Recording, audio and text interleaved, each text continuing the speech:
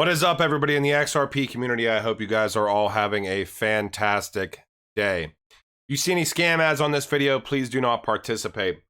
We had some extremely interesting news, in my opinion, today come out of the International Monetary Fund that I have not seen presented upon yet. Later on this week, I will present a winner to the giveaway that I presented yesterday. But this video is really great. I am going to split my research today into two videos because I've noticed that most people only watch for about 10 minutes anyways. So let me get into it right here.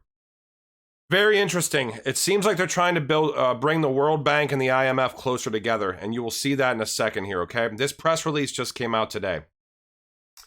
Now, this press release is Sela Pazarbasouliu to become director of the IMF Strategy, Policy, and Review Department. Coming out of Washington, D.C. here. The managing director of the International Monetary Fund announced today her intention to name Ms. Sela Pazarbasouliu as director of the Strategy, Policy, and Review Department. Ms. Pazarbasouliu is expected to assume her new role on September 15th, 2020. She will succeed Martin Mulisin. So you'll see him here in a second. I've got a little bit on him. He was appointed as special advisor to the managing director in OMD. Now, Ms. Pazarbasouliu is currently the World Bank Group's vice president for equitable growth, finance, and institutions, a position she's held since October 1st, 2018. In the role at the World Bank, she focuses on helping low and middle income countries build the foundations for sustainable and inclusive growth. She has represented the World Bank as the G7 and G20 finance deputy, and as a member of the Financial Stability Board. You will see what her work has been, and a lot of it, in my opinion, ties directly in with blockchain. I'm also going to show you a quick 30-second video, which has some very interesting verbiage in it. Now, before joining the World Bank Group, Ms. Pazarbasouliu had a long and distinguished career at the IMF. She rose through the ranks and became deputy director, blah, blah, blah. She's a high-level individual, people, okay? Worked with a wide spectrum of policy and country issues ranging from the financial sector assessment program and the global regulatory reform agenda, regional and country work in emerging Europe, the UK, and Korea, and Thailand. Instrumental in helping to reform and reshape the fund's work in the area of financial stability. And you'll see here that she's all about bringing banking to the unbanked, tying people into the system, tying nations into the system and individuals from those nations into the system. Now, as Director of Strategy, Policy, and Review, Ms. Pazarbasouliu will have primary responsibility for providing strong and forward-looking intellectual leadership and strategic vision for the International Monetary Fund's direction and policy development and application, as well as on country matters. In this role, she will lead the fund's engagement with the International Monetary and Financial Committee, the Development Committee, and the G20 and other institutions and groups, including the UN, regional development banks and financial institutions, the G7 and the G24. She is ideally placed to deepen policy and operational collaboration between the IMF and the World Bank, relying on the two institutions' respective expertise and macroeconomic, financial, sectoral, and social issues. Interestingly enough, we all remember this picture, right? This is Christine Lagarde, who was head of the IMF and is now head of the European Central Bank. This is Brad Garlinghouse, who is the CEO of Ripple. This is Ms. Sela Pazarbasouliu, right here. So she was obviously involved in this discussion here. This is from Jess Chang's LinkedIn. Jess Chang used to work at the IMF, now works at the Fed, used to work at Ripple as well. And just very, very interesting. And this is the pioneers that make up the IMF's high-level advisory group to deepen fintech discussions, okay? So Brad's on here, Sela's on here, we know Christine's on here. Just fantastic. So, again, complete speculation, but I don't know how speculative it is whenever they're talking about a fintech high-level advisory board and we see Ripple CEO with this individual that just went from the IMF to the World Bank and now back to the IMF and is trying to bring the World Bank. I do hope we make progress, and the mantra is by 2030, every African government, household, and firm are digitally enabled.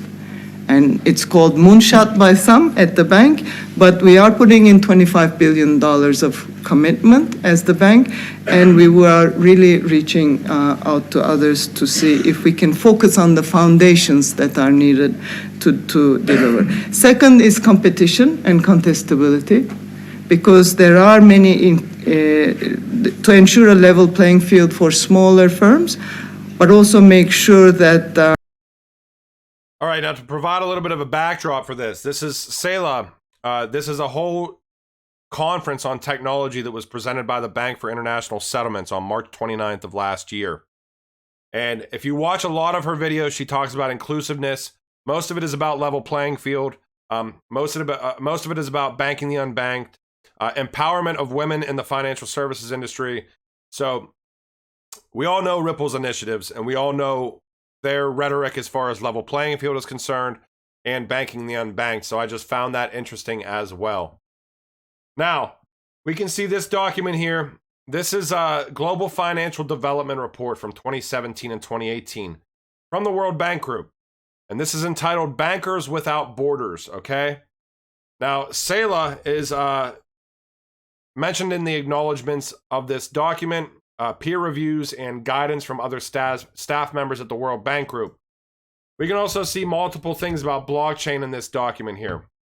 For example, Ripple and R3 are trying to create their own blockchain network for global banks, avoiding clearinghouses and correspondent banks.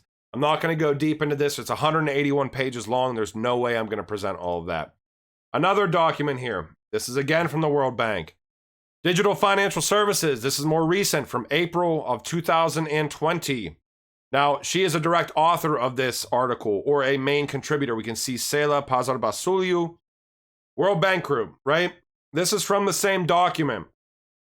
We can see here, supply and demand constraints. Okay, this is figure 2, evolution of financial services as a result of digital technologies and new business models.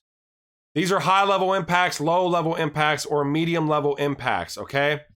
We can see right here, DLT, distributed ledger technology, / crypto. So it's not just DLT, it's not just blockchain. The World Bank Group is directly calling out cryptocurrency.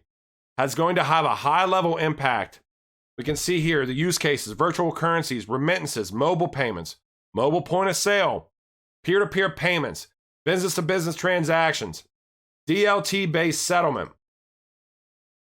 We can see here again, virtual currencies, mobile market funds, blockchain bonds, regtech, smart. Okay, I mean, it's across the board, ladies and gentlemen. They're presenting to you the level of impact that this is about to have, okay?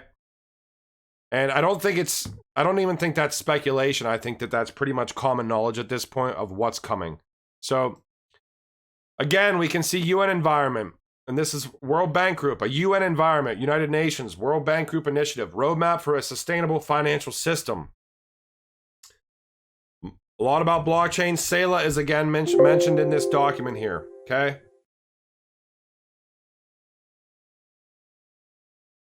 Maybe it's Ripple. I know blockchain's in here somewhere. Okay, there we go. Broadly defined digital finance, etc., etc. We get it, right?